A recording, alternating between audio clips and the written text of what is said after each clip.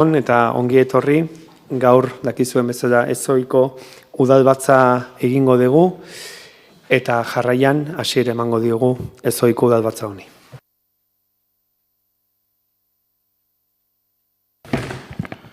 Egunon, lehenengo puntua, uraren Euskal Agentziaren eta Andoaingo Udelaren arteko lankidetza hitzarmena, Andoaingo Udalerrian Ziako errekastoaren uholdeen aurka babesteko obrak burutzeko. Bat 270 eta bat 730 KPN arteko tarteari dagokiona. Bai, egunon guztioi, lehenik eta behin eskerrik asko, ezoiko pleno ontara etortzeagatik.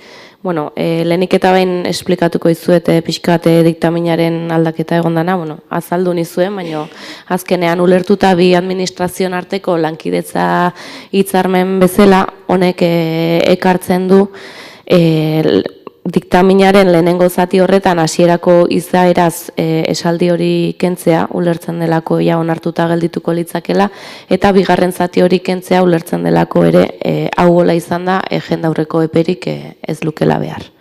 Behin aldaketa hori azalduta, pasako naiz pixkat hitzarmena azaltzera, dakizuen bezala, hitzarmen hau ekartzen da Ziakoko obrekin jarraitu ahal izateko, ura eta udalaren arteko hitzarmen bada, Ziako errekaren uholdeen aurkako obren fase berri bat gauzatzeko. Lehenengo fasea urtarrien bukatu zen, 270 metro izan zian, eta fase berri hontan 235 metro izango dira, gutxi gora bera denaketik TKE enpresaraino. Kanalizazioa aipatu behar da Amakandidako urbanizazioakin batea gauzatuko dela, obran koordinazioan eta hobekuntzak ikusten dialako eta erarik onena hori dela ikusten delako. Aurrekontu osoa ia 4 milioi eurokoa da eta obren iraupena 13 hilabetekoa izango da. Finantzazioa uraren eskudoa 100%, eta baita proiektu teknikoa eta obran zuzendaritza eta ikuskapena. Udalak bere aldetik, bere gain hartzen ditu lurzoruak eskuratzea eta behin obrak amaitzen dianen obra hauen mantenua. Dakizuen bezala, obra hauek aurrera eramateko gero beste hitzarmen bat sinatu beharko da, izango dela udala eta juntaren artekoa beraiek obra gauzatu ditzaten, eta hasierako asmoa bi hitzarmenak batea onartzea bazan ere, egondian aldaketekin, aurre ikusten da aurrena beharrezkoa dela hitzarmena onartzea, ondoren kreditu partida gaitzea, eta behin pauso hauek emanda ekarriko litzake maiatzeko ohiko batzordera. Eta horrela ekaina itxoen beharrean, maiatzan geldituko litzake dena onartuta. Dakitonen inguruan zerbait bai.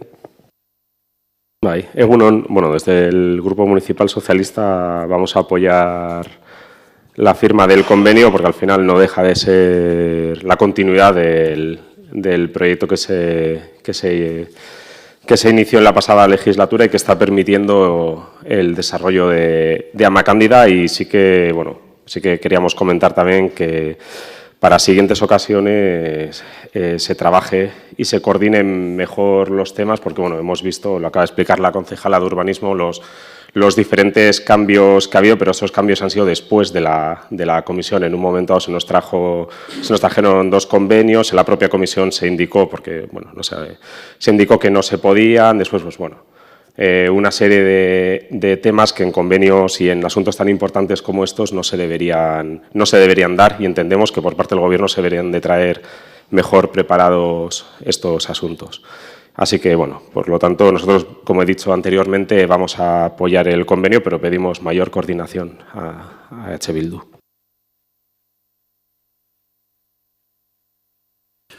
Gure aldetikan, egunon, gure aldetikan EAJ bezala noski babestuko dugu hitzarmen hau.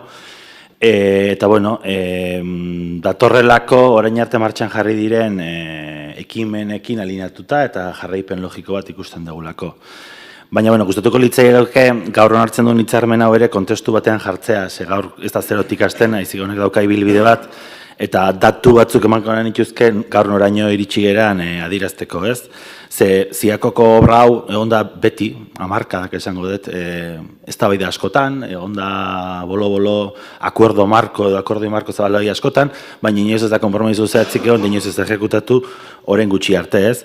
2008a jo marko genuke lehenbiziko aldiz planifikazio hidrologiko baten ja sartzen denean aurrekontu zehatz batekin, 2008. 2008 batean ja urak lizitatzen du proiektu konstruktiboa. Eta lizitatzen du proiektu konstruktibo osoa. Alegia, 3 fasetan banatuta lehenbizikoa oain egin dena, gudarien etorbeetikan denak eraino.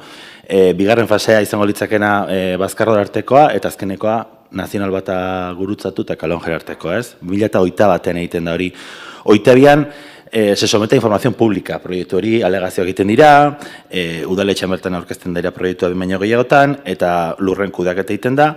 23an ja konbenio bat sinatzen da, kasu hortan AIU Junta Konzertazionekin ura eta udaletxean artekoa, koordinazio urbanistikorako.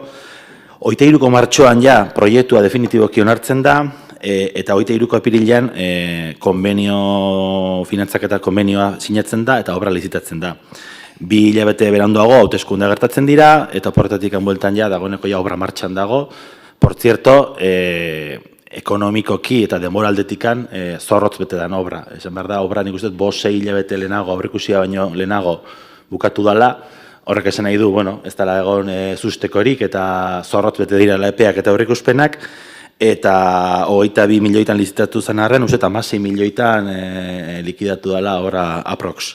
Eta, horrek ibilbide bat ematen gaitu, nola bat lehenbiziko tramoa bukatu bai, bigarren tramoa eta hirugarren tramoa falta dira, eta gaur hartzen deguna da nik uste aurrerapen bat. Tramo baten zati bat aurreratzea, konkretamente denak eta TKE artekoa. Zinegotziak esan du bezala, 230 metro dia, beste behin ere urak egiten duena da, finantzak eta proiektua eta mai gainean jarri, handoainen aldeko apostu bat egiten jarraitzen du, eta guk esango genukena baita ere, dagokigula udaletxe bezala konpromiso horri heldu, eta baita ere, faltadan bigarren zati honen eta hirugarren zatiaren errealidadea izateko lanean jarraitzea modu paraleloan, ez?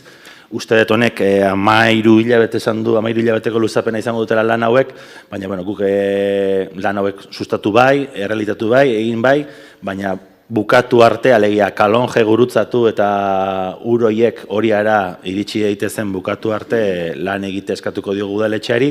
Batez ere, Eusko Jaurlaritzak eta zehazki ura agentziak adierazi duen konpromiso teknikoa, ekonomikoa, ze mai gainean diru asko jartzen ari da Andoaingarren alde, eta politikoa aprobetxatzeko. Ze konpromiso hauek eta aukerak normalean behin pasatzen dira, eta aprobetxatu behar dirala uste degulako. Honen bestez, guk gure aldeko bozka emango diogu, eta udalari eskatuko diogu aurrera begira ambizioso izateko proiektu osoa bukatu ahal izateko.